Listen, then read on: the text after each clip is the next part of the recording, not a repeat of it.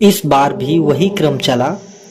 राजा विक्रमादित्य ने शीशपा वृक्ष से बेताल को उतारा और उसे कंधे पर डालकर चल पड़े।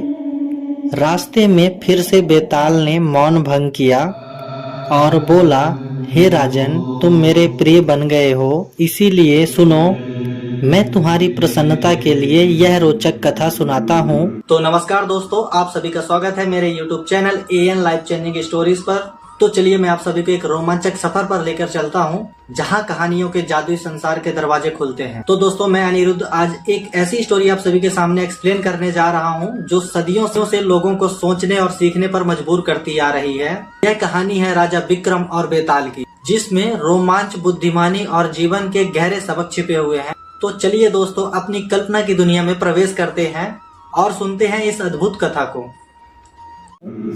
एक समय की बात है, अंग देश में यशकेतु नाम का राजा राज्य करता था।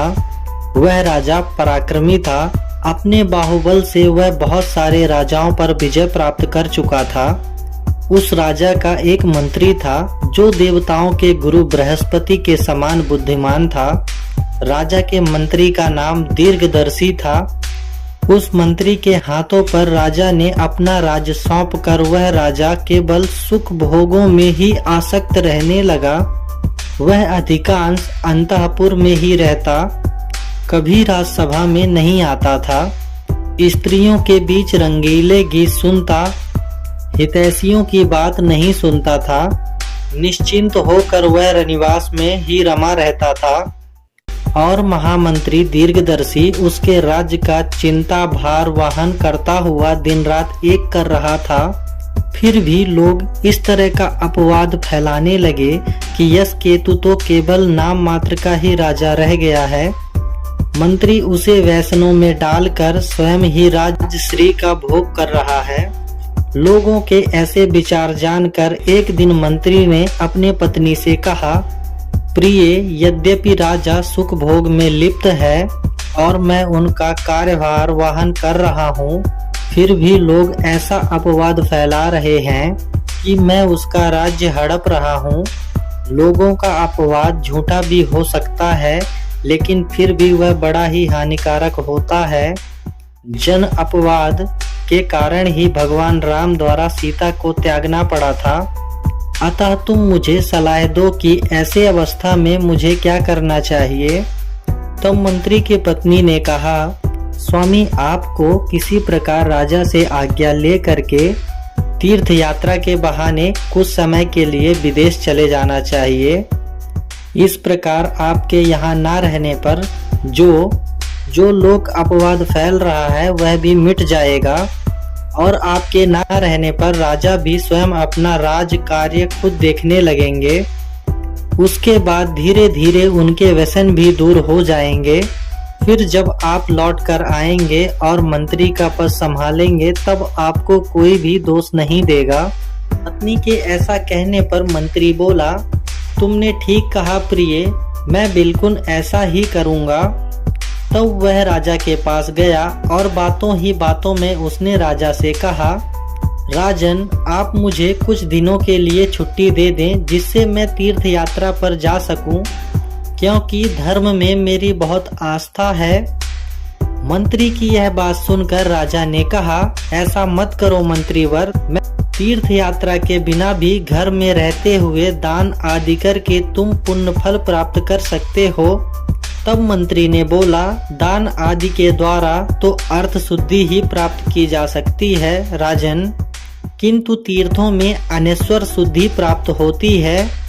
अतः बुद्धिमान लोगों को चाहिए कि वे यौवन के रहते हुए ही तीर्थ यात्रा प्राप्त कर लें। शरीर का कोई भरोसा नहीं है, समय बीत जाने पर फिर तीर्थ यात्रा कैसे हो सकती है। मंत्री जब इस प्रकार राजा को समझाने का प्रयास कर रहा था, तभी प्रीतिहारी वहां पहुंचा और राजा से बोला, स्वामी, दोपहर का समय हो चुका है, अतः आप उठकर स्नान कर लें, क्योंकि स्नान का समय बीता जा रहा है। यह सुनते ही राजा स्नान के लिए उठकर खड़ा हो गया। यात्रा के लिए तैयार मंत्री भी उसे प्रणाम करके वहां से चला आया।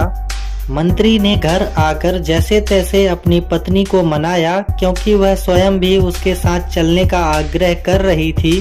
फिर वह अकेला ही यात्रा के लिए चल पड़ा। अनेक देशों में घूमता हुआ और तीर्थों में यात्रा करता हुआ वह मंत्री पौंड्र देश में जा पहुंचा।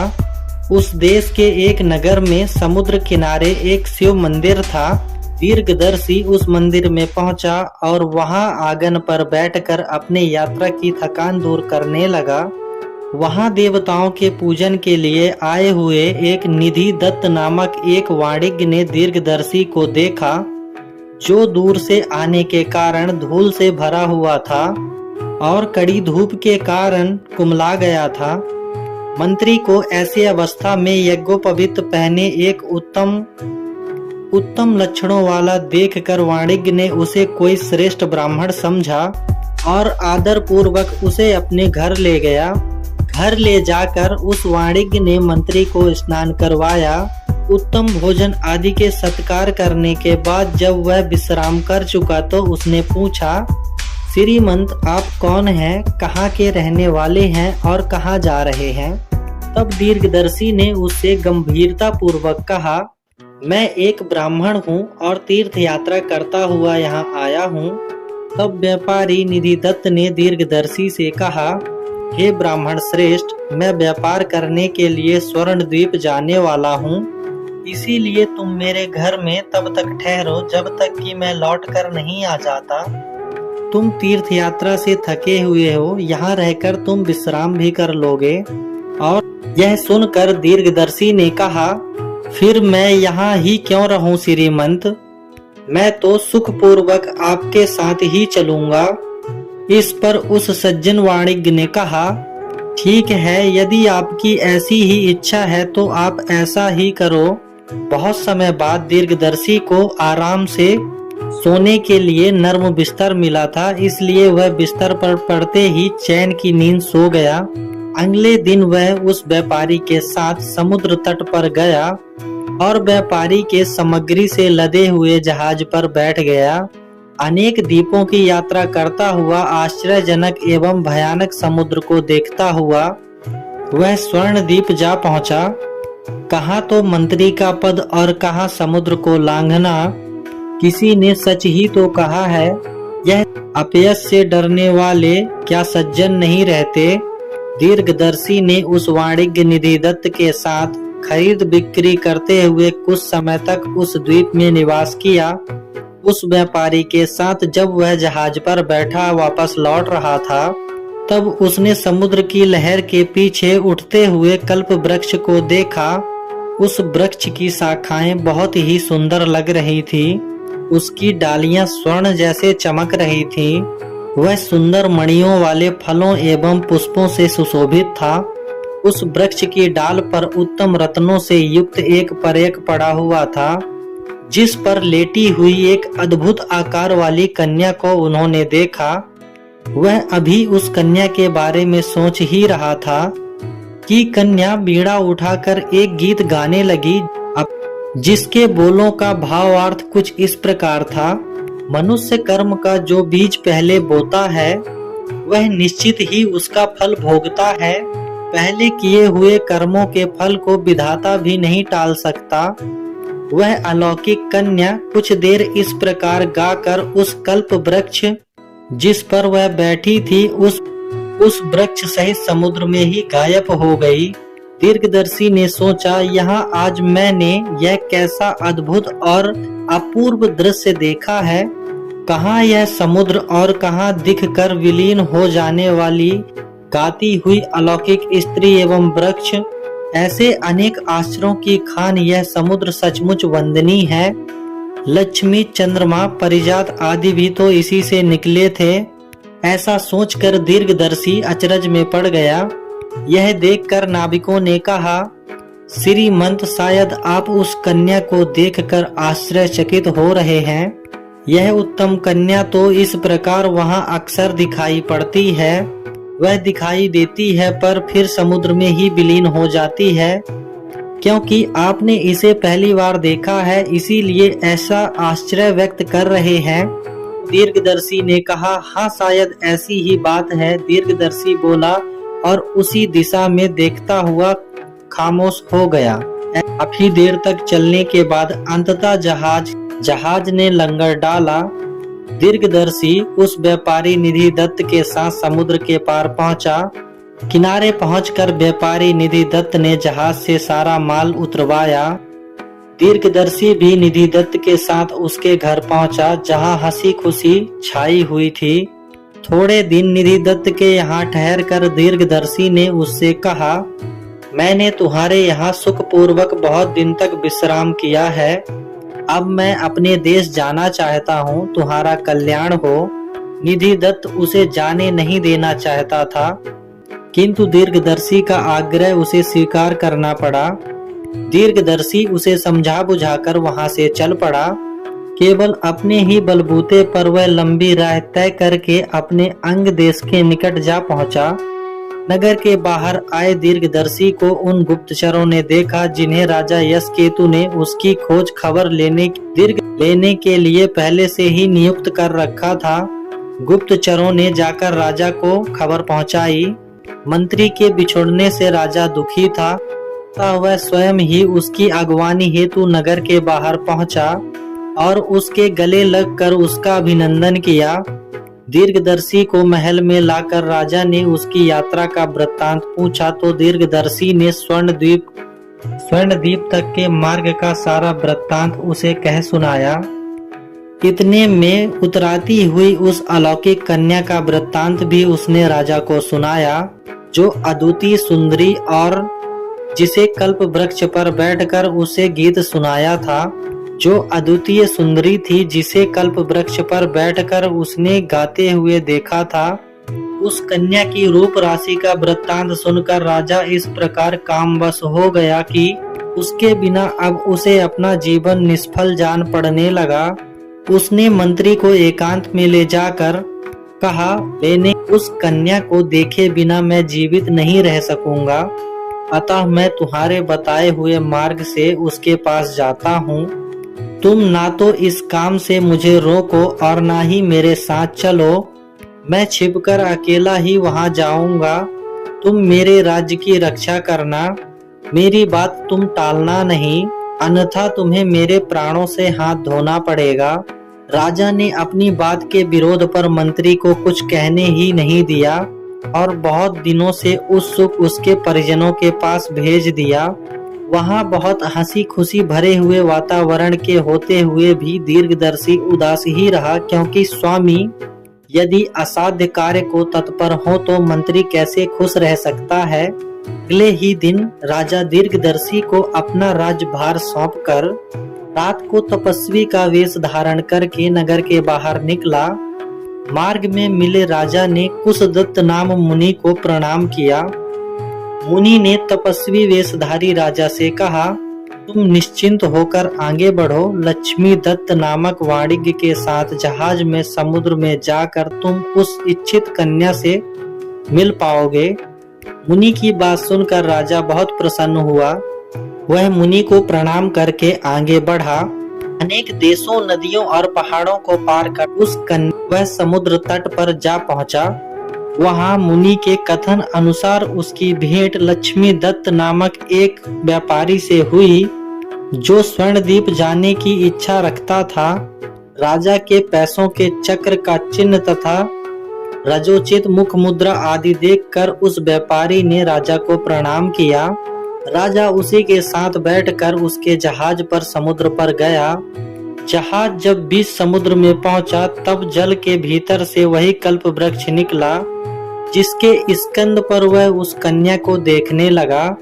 इसी बीच वह बीड़ा बजाती हुई वह सुंदर गीत गाने लगी। मनुष्य कर्म का जो बीज पहले बोता है वह निश्चित तौर पर उसका फल भोगता है। पहले किए हुए कर्मों के फल को विधाता भी नहीं टाल सकता। अतः देव योग से जिसके लिए जहाँ और जिस प्रकार लिखा हुआ है वह उसी प्रकार प्राप्त करने के लिए विवश है। राजा ने जब उसके द्वारा गाया गया यह गीत सुना, जिसमें भवितव्य का संदेश था, तब वह काम बाणों से आहत होकर थोड़ी देर उस कन्या को देखता रहा। अतः उसके बाद राजा झुककर इस प्रकार समुद्र की स्तुति करने लगा। हे चमत्कार, हे अगाध हृदय, तुम्हें नमस्कार है। तुमने इस कन्या को अपने भीतर छिपाकर विष्णु को लक्ष्मी से वंचित कर दिया है। जब तुमने पंखों वाले पर्वतों को आश्रय दिया, तब देवता भी तुम्हारा अंत नहीं पा सके। हे देव, मैं आपकी शरण में आया हूँ, मेरी कामना पूरी करो। जब राजा इस प्रकार स्तुति कर रहा था, तभी वृक्ष सहित वह कन्या समुद्र में विलीन हो गई। यह देखकर राजा भी समुद्र में उसके पीछे पीछे कूद पड़ा। सज्जन व्यापारी लक्ष्मी दत्त ने यह देखकर यही समझा कि राजा निश्चित ही मर गया। इस दुख से वह भी देह त्याग को उत्सुक हुआ। उसी समय आकाशवाणी हुई, जिसने उसे इस प्रकार आश्वासन दिया, उसे ऐसा दुस्साहस मत करो। डूबे हुए इस मनुष्य को समुद्र में कोई भय नहीं है। तपस्वी वेशधारी इस राजा का नाम यशकेतु है। यह कन्या पूर्व जन्म की इसकी स्त्री है, इसीलिए यहाँ आया है। अपनी इस स्त्री को प्राप्त करके यह फिर अंग देश में चला जाएगा। यह सुनकर वह व्यापारी अपनी इष्ट सिद्धि के लिए अपने अभीष्ट स्थान की ओर चला गया। उधर डूबे हुए राजा यशकेतु को उस समुद्र में अकस्मात एक अलौकिक नगर देखकर बहुत आश्चर्य हुआ। समुद्र के अंदर वह नगर बहुत ही अच्छा लग रहा था। राजा ने घर में जाकर अपनी प्रिया की खोज की, किंतु वह उसे कहीं दिखाई नहीं दी। तो वह उस ऊंचे मणि भवन में चढ़ गया और उसका द्वार खोलकर भीतर जा पहुंचा।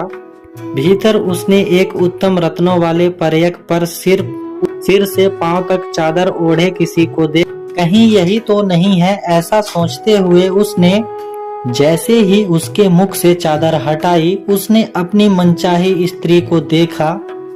मुख से चादर हटते ही वह सुंदरी घबराकर उठ बैठी और घबराई हुई नजरों से राजा को देखने लगी। फिर उसने राजा से पूछा, आप कौन हैं और इस अगम रसातल में आप कैसे आ पहुँचे? आपके शरीर पर तो राज चिन्ह अंकित है, फिर आपने यह तपस्वी का वेश कैसे बना रखा है? हे महाभाग्य, यदि मुझ पर आपकी कृपा हो तो मुझे यह बताइए।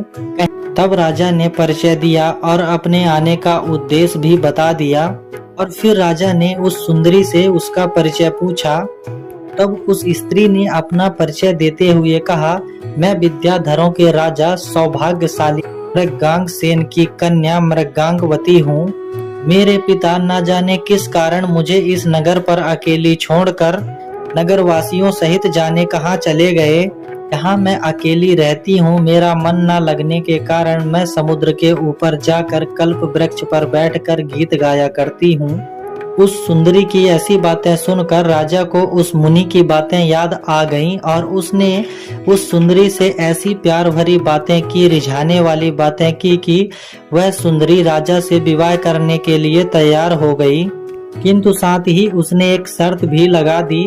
उसने कहा कि आर्यपुत्र, प्रत्येक महीने के शुक्ल तथा कृष्ण पक्ष की अष्टमी और चतुर्थी को मैं आपके पास उपलब्ध नहीं रहूंगी।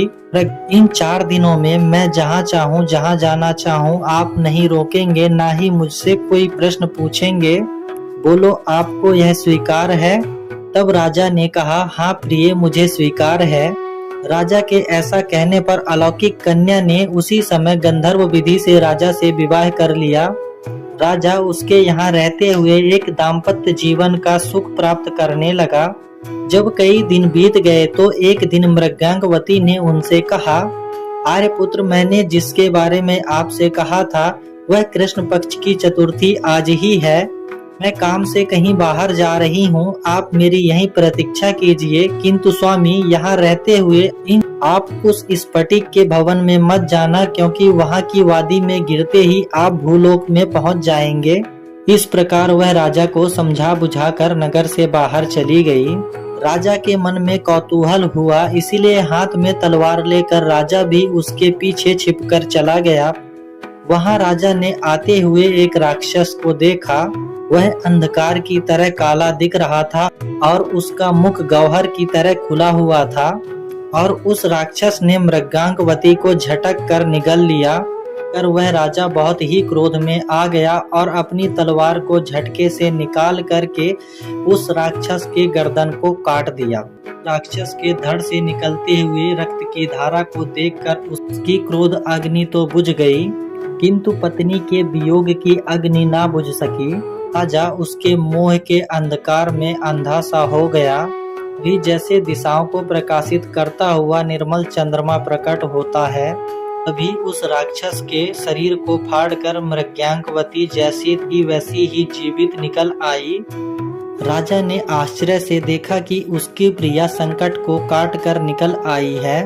उसने आओ आओ कहते हुए दौड़कर उसका आलिंगन कर लिया और फिर राजा ने अपनी पत्नी से पूछा, प्रिय, यह स्वप्न है या कोई माया है? तो उसने कहा, आर्य पुत्र, यह ना तो कोई स्वप्न है और ना ही कोई माया है कि यह तो मेरे पिता का श्राप है जो उन्होंने मुझे दिया था। यह उसका परिणाम है। मेरे पिता पहले यहीं रहते थे। अनेक पुत्र होने के कारण भी वह मुझसे बहुत प्रेम करते थे। कभी भी मेरे बिना वह भोजन नहीं करते थे। यह भगवान शिव के पूजन में रुचि रखने के कारण मैं शुक्ल और कृष्ण पक्ष इन दोनों पक्षों की अष्टमी और चतुर्थी को यहाँ पर आया करती थी। एक बार मैं यहाँ आई और गौरी पूजन करते हुए मैं तल्लीन हो गई। संयोग बस पूरा दिन बीत गया। उस दिन मेरे पिता ने भूख लगने पर भी कुछ खाया पिया नहीं। वे मुझ पर बहुत क्रोधित हो गए। मुझसे अपराध हो गया था, अतः रात को जब मैं सिर झुकाए हुए लौटी तो मेरे पिता ने मुझे श्राप दे डाला। होनी इतनी प्रबल थी कि उसने मेरे प्रति मेरे पिता के स्नेह को नष्ट कर दिया था। उन्होंने इस प्रकार मुझे श्राप दिया, जिस प्रकार तुमने मेरी उपेक्षा करके आज मुझे दिन भर भूखा रखा, उसी प्रकार हर महीने के केवल अष्टमी और चतुर्थी तिथियों को जब तुम शिव पूजन के लिए नगर के बाहर जाओगी, कृतांत संत्रांश नामक एक राक्षस तुम्हें निगल जाया करेगा, किंतु तुम बार बार उसका हृदय फाड़कर बाहर जीवित निकल आओगी। तुम यहाँ अकेली रहोगी और तुम्हें ना तो मेरे श्राप का स्मरण होगा, ना ही निगल जाने का कोई कष्ट होगा। जब मेरे पिता ने मुझे इस प्रकार श्राप दे दिया, तब मैंने उनसे अनुनय विनय करके उन्हें प्रसन्न किया। अब उन्होंने ध्यान करके इस प्रकार श्राप से छूटने की बात कही, जब अंग देश का राजा यश केतु तुम्हारा पति बनेगा, तभी तुम्हारा राक्षस द्वारा निगली हुई देखकर तब उसके हृदय को उस राक्षस को मार डालेगा। तब उस राक्षस के हृदय को फाड़कर तुम बाहर निकलोगी तो इस श्राप से मुक्त हो जाओगी। और उन्होंने कहा, जैसे ही श्राप से तुम्हें मुक्ति मिलेगी तभी तुम्हारे विद्याओं का स्मरण हो जाएगा तुम्हें। इस प्रकार श्राप से मुक्ति पाने की बात बताकर वह मुझे अकेली छोड़कर भूलोक में निषद पर्वत पर चले गए। अतः आज उस श्राप से मेरी मुक्ति हो गई है और मेरी सारी स्मृतियां मुझे आ गई हैं। अब मैं निषद पर्वत पर अपने पिता के पास जा रही हूँ। श्राप से मुक्त होने के बाद हम फिर अपनी गति को प्राप्त हो जाते हैं। हम विद्याधरों में ऐसी ही प्रणाली है। आपको इस बात की स्वतंत्रता है कि आप चाहें तो यहाँ रहें या अपने देश चले जाएं। तब मृगांकवती के ऐसा कहने पर राजा दुखी होकर उससे अनुरोध किया, तुम मुझ पर कृपा करके एक सप्ताह और रुक जाओ। हम उद्यान में क्रीड़ाएं करते हुए अपनी उत्सुकताएं दूर करेंगे। उसके बाद तुम अपने पिता के पास चली जाना और मैं भी अपने देश चला जाऊंगा। राजा की इस बात को उस मृगांकवती ने स्वीकार कर लिया। तो वह अपनी प्रिया के साथ उद्यानों एवं वापियों में 6 दिनों तक विहार करता रहा। 7वें दिन वह युक्तिपूर्वक अपनी प्रिया को उस भवन में ले गया जहाँ वह वापिका थी, जो भूलोक में पहुँचने वाली यांत्रिक द्वार के समान थी। मृगांकवती के गले में हाथ डालकर वह उस वापी में कूद गया और उसके साथ अपने नगर के उद्यान के वापी में जा उतरा।